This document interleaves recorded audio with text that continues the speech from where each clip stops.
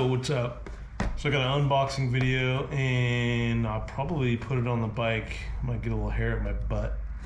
I'm still waiting on some other parts, but we'll get into it in a minute. First of all, the Shovelhead, I can't get it to circulate. I've done every test. Everything just points towards the pump being bad. So I'm assuming I've screwed up the cavities, the check ball and the relief cavity somehow. I've gone down every little test I can do, but I can't even get oil to come out of the return side. I really didn't want to spend any more money on this because it's kind of the end of summer and I need to stop spending money on motorcycle parts. But I said, screw it. If this is what it takes, I'll get it going. And hopefully I don't have to buy any more big investments.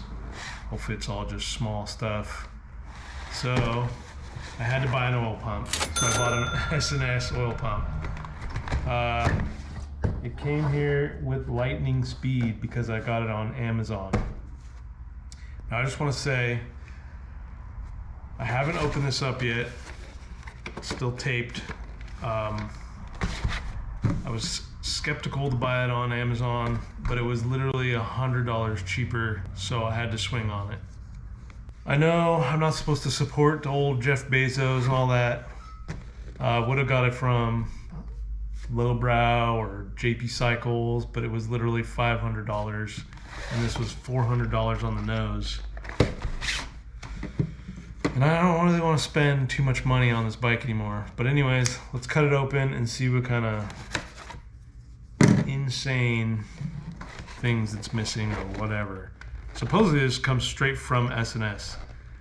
I think they have an account with Amazon and it just comes from them, so that's why it's cheaper maybe. I don't really know. It's kind of confusing. But it should have all its gears and things in it. Okay. So the box does look a little ran through, which is kind of strange. But it comes with, looks like all the oil ports, but they look awfully small. Oh, there's some big ones in there. And all the bolts, which is cool. And whatever this is for. Two, looks like plugs. And here's the oil pump. Oh, and gaskets, thank criminy. And keys to go on the shaft, and another shaft piece. No instructions, which is this day and age. You usually can just get them online. All right, here's the pump. It's billet, it's super nice. I can't talk any shit. It's supposed to have a little bit bigger gears in it to throw more oil. And this shaft actually looks better than the one I have. Everything seems like lighter, I guess, and just needs to be oiled up. Yeah, it seems a little bit better than the stock one I have. The other one's pretty beat up. Somebody's been in there before, and this one seems I like these because they're simple. The cavities are simple. They just stick out and you can tell what the cavities do. On the stock ones, there's a bunch of big empty cavities full of junk and you have to clean them. This one's like oil goes in, oil comes out here, and the rest are bolt holes. So I do like that. So, saying that, there it is, S&S Oil Pump. I'm hoping I can just lube this bad boy up and throw it in there and tighten it down and just start putting oil lines to it. So this is definitely going to hook me up. This is for certain years. Mine's at 81, so I got lucky on that. Normally if they're before 81, you got to drill the case out. You got to buy like a little bracket or a jig or whatever. And I guess 81, you don't have to do it, supposedly. I read all over the internet before I bought this. This is the one I needed. And that's just a hot tip. Make sure you check out the year you need, because there is bigger pumps. This is not the biggest one or the one that throws the most oil. This is just the one that fits my bike. and then I think naturally they throw like 25% more oil into your bike.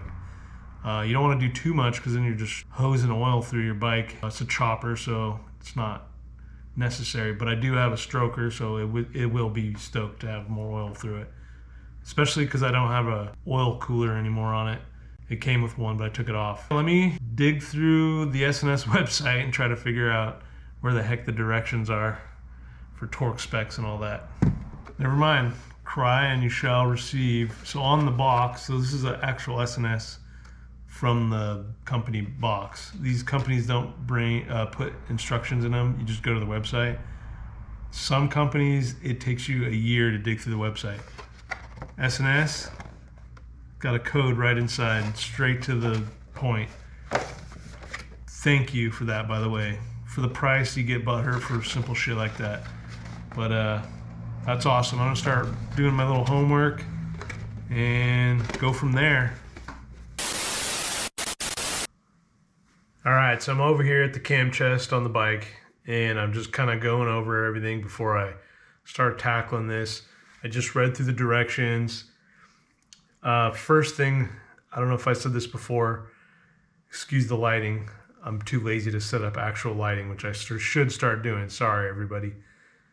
So the first thing is make sure you have the ears that fit the pump to the case. This year with the S&S pump, fits perfectly, you don't have to drill any ports. If you have like pan head, knuckle head, bottom end, slab side, and anything before a 79, don't quote me on any of this, cone style, you got to drill a port in to make it fit their pump. So you got to do a bunch of stuff. So it's a lot of reading going through it, and it's all talking about drilling holes. It's real scary, but 81 and up is bolt on, but definitely double, triple check. Don't just go by what I'm saying, because they do have certain years doing certain things.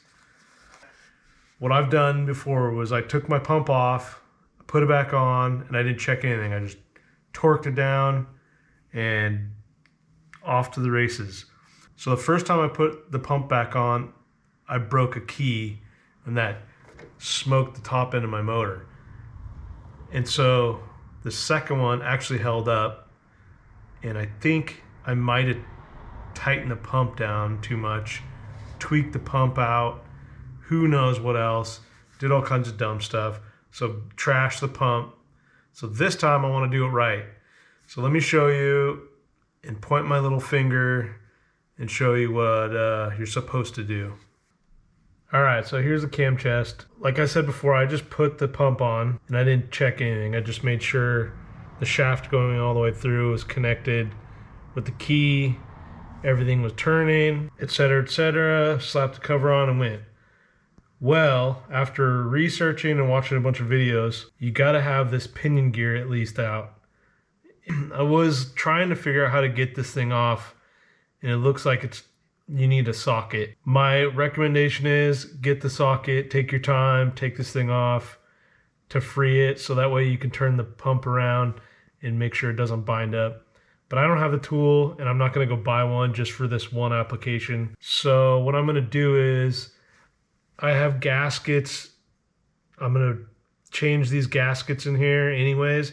So I have new tubes. So I'm gonna take all this off on the top end here, and that should free this up. And I'll just kick it over slowly and make sure there's no hang up or snags. And that should be good enough. So let's take all this off.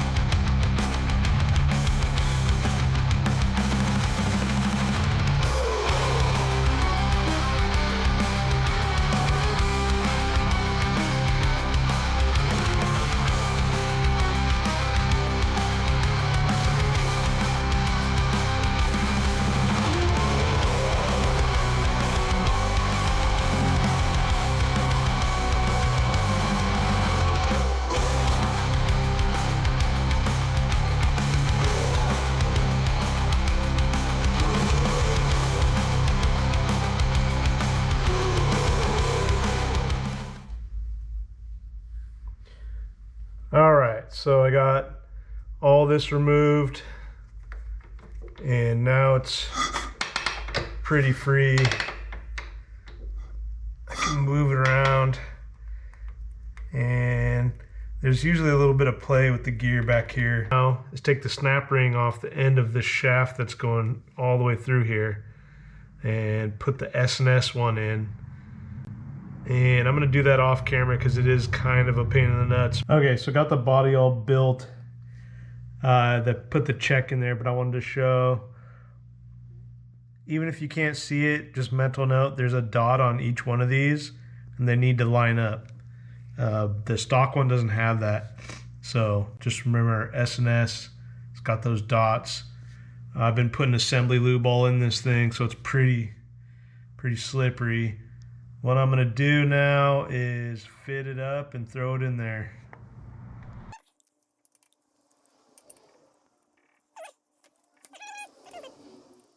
So what I'm doing is putting this in loosely.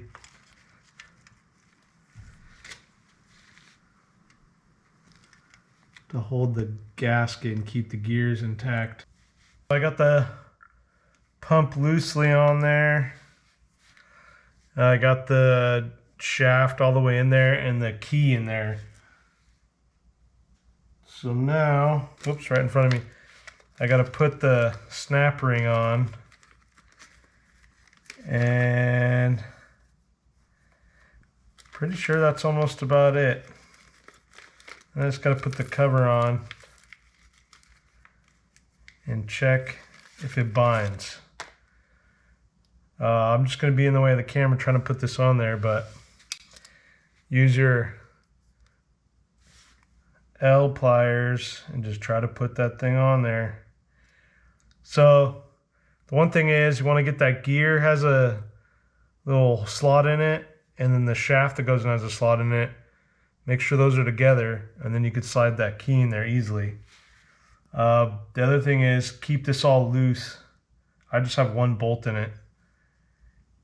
And yeah, just don't tighten anything down yet. Just keep it all loose. We got to build the front facing of the pump. And this is where the oil passages go in and out. So you've got, this is for your chain oiler, which is in that small hole. Not running a chain, so that's nothing. I can't remember what this is for. This is for like a hose that goes in loose and you tighten it down. I'm not running anything like that. And I think this is for if you have to drill this thing and plug certain holes. So I don't need that. So since we don't need the chain oiler, that's the small one.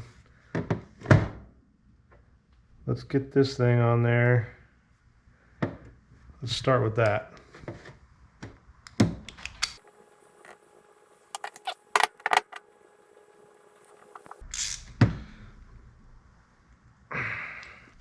I'm not really going to get that into it. It'll seal. So S&S pumps, you can either have your feed and your returns on the top or the bottom. I'm not really sure why you would want them on the bottom, but you can plug them up. So this time I'm going to put these in there, see what happens. Yeah, they don't really go in there that good. Probably made for a super tight fit.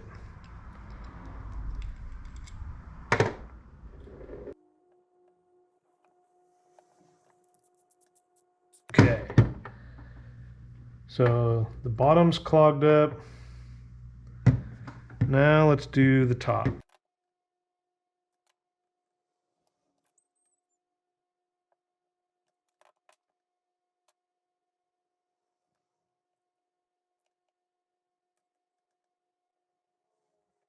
Okay, so before I tighten this all down, this port here is for your oil light or a sensor or whatever, so that's got to be plugged up too. Just trying to remember what this other one was for. Just remembered.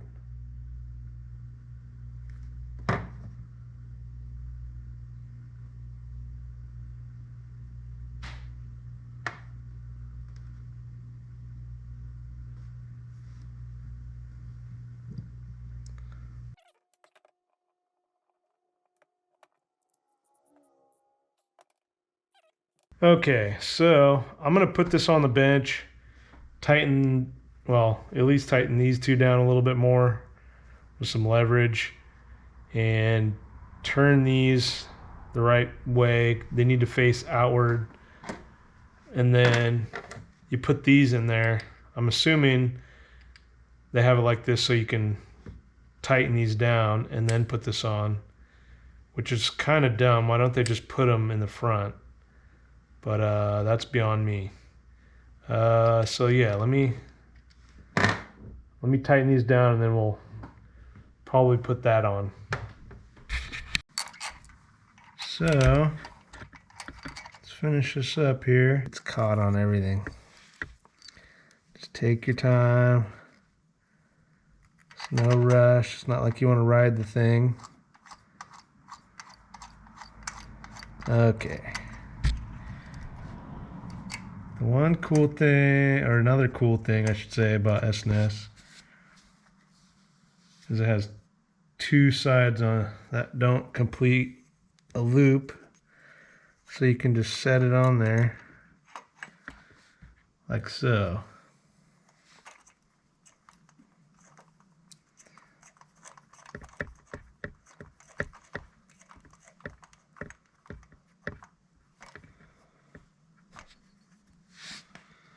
Let's get one more bolt in there. Just check how long these are. They do seem a little long.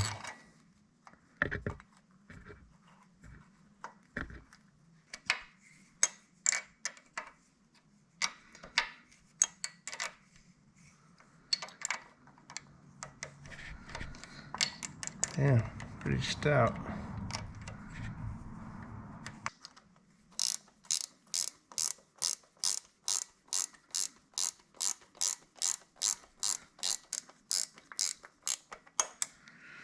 Okay.